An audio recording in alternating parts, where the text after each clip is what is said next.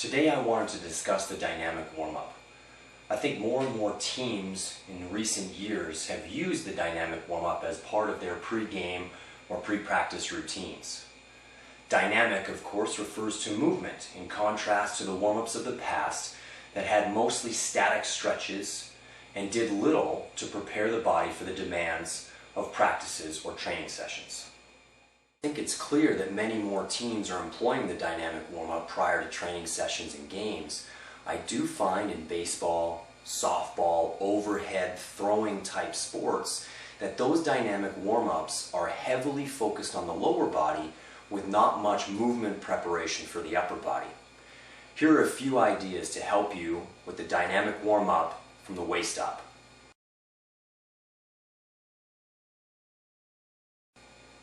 First, we start with the trunk. And when we start with the trunk, we start with just simple trunk rotations. We go side to side, 10 to 12 each direction, with a nice, smooth, full range of motion. Past that, especially for baseball, softball type sports, swinging sports, we will go all the way up to our toes, and that will add a little bit extra range of motion to that rotation. Moving from there, we move on to an overhead reach, where I'm just reaching up and across over my head, alternating sides, trying to elongate the spine, try to keep that distance between my ribs and my hips as great as possible as I reach from side to side. Finally, with both hands together, we would do nice big circles. Leaning over at the waist to start, we would go down, touch both toes, okay, and bring the hands up and over both shoulders. Try to create a nice big circle with our hands, and we would go both directions. Our players should be very good, any overhead throwing type athletes should be good at setting their shoulder girdle. We want to shrug our shoulders up, pinch them back, push them down so we have a nice big chest, and that's where we want these movements to start.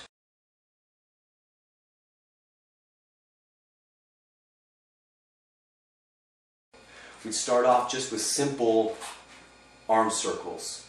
Palms down, we would go forward, starting nice and small, slowly getting larger with the circumference of our circles. We would do the same thing backwards, and then move on to forward and backwards with our palms up. Okay, one note here is as we set up for this movement, we always want to have our hands slightly in front of our shoulders and make sure that our shoulders are set. Next, we would move on to arm swings. When we throw, okay, or when we do any kind of overhead movement, we have what we call pronation. So in the throwing motion, my hand pronates. My thumb rotates to my midline and my palm turns down. So as I do front arm swings, as my hand comes across, we're going to point our thumbs down, and as my chest opens up and my hands go back, I'm going to point my thumbs back. So nice smooth swings across the chest, alternating the top hand.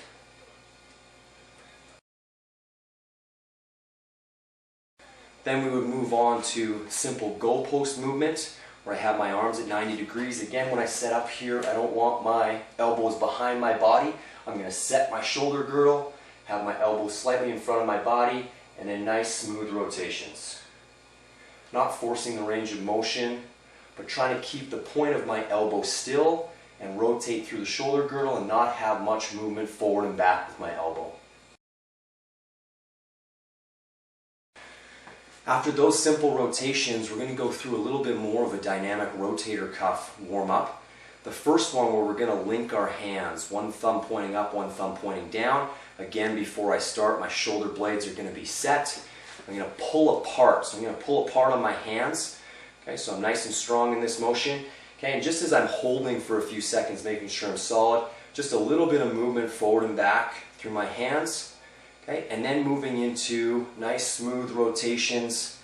All of this movement is going to come with my elbows drawing big circles. Okay, we don't want a lot of trunk movement, and all that motion is going to come through the shoulders.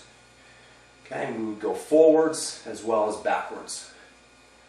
Okay, all the while that I'm doing this, I'm just have a little bit of tension pulling apart in my hands.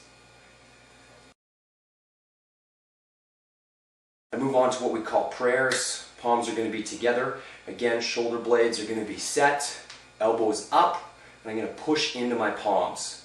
Okay, to start off again, while I'm just holding this position, I'm just going to raise my palms up. Okay, and then I'm going to push my elbows down as my hands come across my rib cage. Okay, a couple of those movements, and you'll feel your shoulder girdle starting to warm up here. And then again, starting back in the middle position, elbows are going to rotate forward, almost like I'm swimming with just my elbows. And we're going to try and keep our hands in our midline and not too much rotation out of the upper body. And backwards. Elbows are going to be in tight to my rib cage.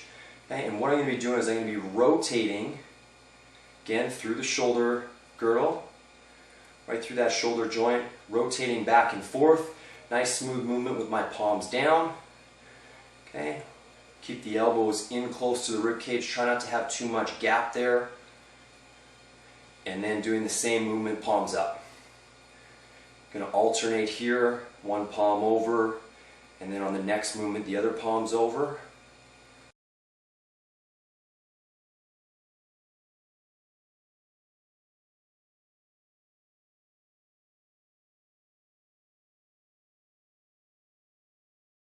There are some players that part of their routine has to include some static stretching.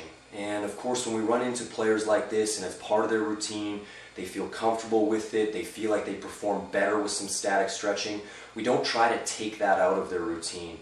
Instead, what we'll do is we will have them go through their static stretching prior to their dynamic movements. That way they can, if they want and they feel like they need to stretch out, if they played long toss the previous day, if they're feeling a little bit tight and they feel like they need to get their general warm-up in, get a bit of static stretching in, be able to stretch out so they feel a bit looser, then we would move them through the dynamic portion of their lower body work, the dynamic portion of their upper body work, and then transition them into their game, their practice session, whatever it might be.